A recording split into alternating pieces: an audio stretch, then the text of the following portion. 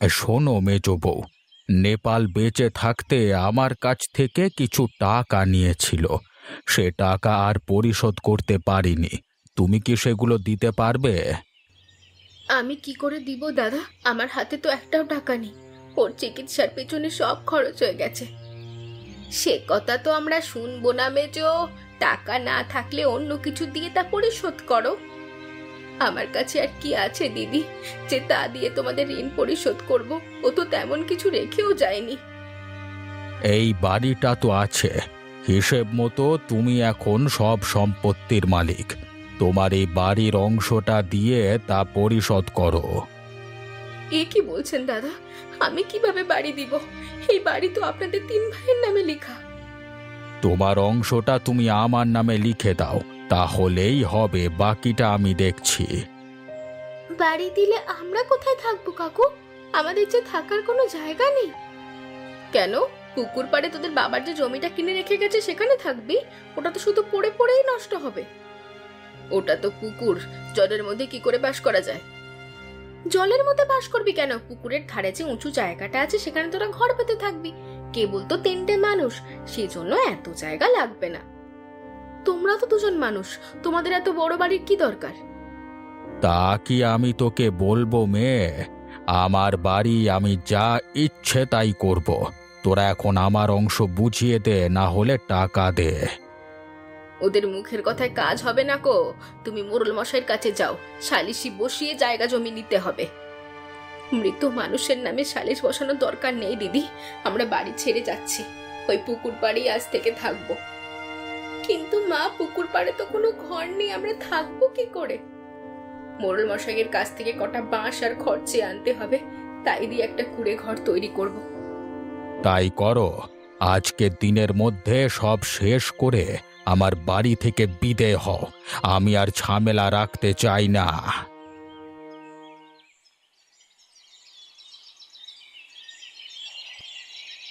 না বউ, কাজটা গোপাল ঠিক করেনি। কেবল বাপটা মরল, অসহায় ছেলে মেয়েগুলোকে এভাবে তাড়িয়ে দিতে হলো। সে নিয়ে আর কি করব মোড়ল মশাই? ওদের সাথে আমাদের সম্পর্ক কেমন আপনি তো জানেন। কিভাবে আমাদের বিপদে ফেলা যায় সেই চেষ্টাই করে সবসময়। বিপদে ফেলার কি বাকি রইল মা? কাকা বাবু আমাদের বাড়ি ঘর সব কেড়ে নিয়েছে। এর চেয়ে বিপদ আর কি হতে পারে? সে নিয়ে চিন্তা করিস না মা, এই গায়ের মানুষ তোদের সাহায্য করবে। শোনো বউ, তুমি আমার বাগান থেকে বাঁশ আর খড় নিয়ে যাও তো। তা দিয়ে একটা কুঁড়ে ঘর তৈরি করে থাকতে পারবে। আর যে কোনো সাহায্য লাগলে বলবে আমাকে। সব আপনাদের দয়া মোড়ল মশাই। আপনারা না থাকলে এই গায়ে টিকতেই পারতাম না। তা ঘর তো একদিনে তুলতে পারবে না, আজকে রাতে থাকবে কোথায়? গাছতলায় কোনো মতে কাটিয়ে দিব। এছাড়া তো যাওয়ার কোনো জায়গা নেই। ঠাকুরপো বলেছে সন্ধ্যের মধ্যে বাড়ি ছাড়তে হবে। আমি গিন্নিকে বলে দিচ্ছি উত্তরের ঘরটা তোমার জন্য খুলে দিতে। যতদিন তোমাদের ঘর সম্পূর্ণ না হয় ততদিনে এখানেই থেকো মা। ঠিক আছে মোড়ল মশাই, আমরা এখানে থেকেই ঘরের সম্পূর্ণ কাজ করব। আমি এখন বেরোচ্ছি, তোমরা বাড়ির ভেতরে যাও। আর সকালের খাবারটা এখানেই খেও। গেছিস, ওদের বাড়ির ভেতরে নিয়ে যা। যাক বাবা, অবশেষে ঘরটা সম্পন্ন হলো। এখন ঝড়ঝাপটা থেকে বাঁচতে পারবো। বর্ষার দিন মাথার ওপর ছাউনি না থাকলে কিভাবে চলে? তবে মোড়ল মশাইয়ের বাড়িটা সুন্দর ছিল। কটা দিন আরামে কাটিয়েছি। গিন্নিমা আদর আপ্যায়নও করেছেন। যত আদর করুক, পরের বাড়ি তো আর নিজের বাড়ির মতো হয় না দিদি। খড়ের হলেও এই বাড়িতে আমরা শান্তিতে ঘুমোবো। কেবল ঘুমোলেই তো হবে না, খাওয়া দাওয়াও তো করতে হবে। ঘরে যে চাল ডাল কিচ্ছু নেই। ওবেলা থেকে মোড়ল বাড়িতেও খেতে পারবো না। হ্যাঁ মা, সকালে মোড়ল মশাইকে বলে এসেছি যে আজ থেকে এই বাড়িতেই থাকবো। সে চিন্তা করিস না, মোড়ল মশাইয়ের সাথে আমার কথা হয়েছে। উনি কিছুটা চাল দেবেন বলেছেন, তা দিয়ে কয়েকটা দিন তো চলা যাবে।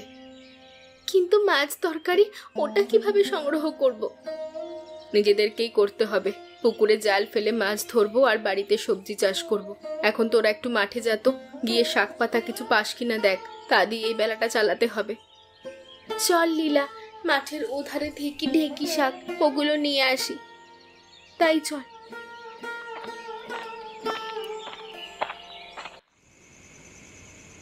মেয়েগুলো সে কখন মাঠে গেল এখনো ফেরার নাম নেই।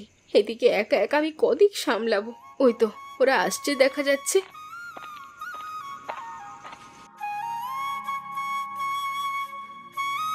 ও মা, তোমার জন্য কি নিয়ে এসেছি দেখো। এখন আসার হলো সময় তোদের?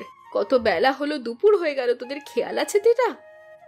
কি করব বলো, মাঠে গিয়ে তো ঢেঁকি শাক পাইনি, পরের বিলের মাঝখান থেকে ওই শাকগুলো খুঁজে এনেছি। কি শাক রে এগুলো? দেখে তো কলমি শাকের মতন লাগছে। হ্যাঁ মা, কলমির ডাঁটা, এখনো বিলে আর পাওয়াই যায় না, অনেক খুঁজে এগুলো সংগ্রহ করেছি। বেশ করেছিস মা, এগুলো চিংড়ি মাছ দিয়ে রাঁধবো। পুকুর থেকে আমি কটা চিংড়ি মাছ ধরেছি।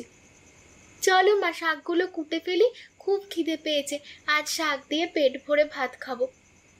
আমি ভাত রান্না করে রেখেছি, শাকগুলো হলেই তোদের খেতে দিচ্ছি।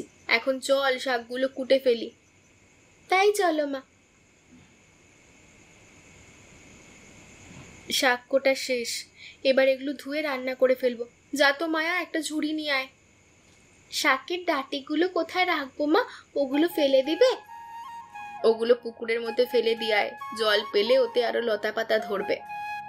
তাহলে তো আরো ভালো হবে মা, আমরা ওগুলো থেকেই কলমি শাক খাবো।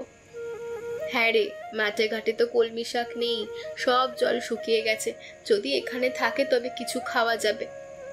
তাহলে চল ওগুলো ফেলে দিয়ে আসি। চল মায়া, তাড়াতাড়ি চল, আকাশটা মেঘলা হয়ে আসছে, যে কোনো সময় বৃষ্টি আসবে।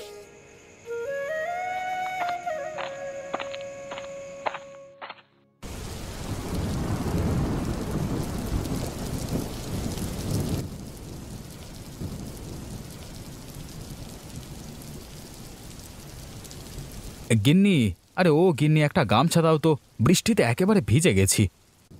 বলেছিলাম ছাতাটা নিয়ে যেতে, আমার কথাটা যখন একটু শুনতে। জ্বর বাঁধালে কালকে অফিস যাবে কি করে? অফিস আর যেতে হবে না গিন্নি, কাল থেকে আমার অফিস ছুটি। অফিস ছুটি? বলো কি, যে অফিসে শুক্রবারেও একবেলা কাজ করিয়ে ছাড়ে সেটা আবার ছুটি? মানে আমার চাকরিটা চলে গেছে গিন্নি। অফিসে কর্মীদের বেতন নিয়ে কথা বলেছিলাম, সেজন্য বড় সাহেব আজকে আমাকে ডেকে না করে দিলেন। সে কি গো, চাকরি না থাকলে সংসার চলবে কি করে? দুবেলা দুটো ভাত কি করে খাবো?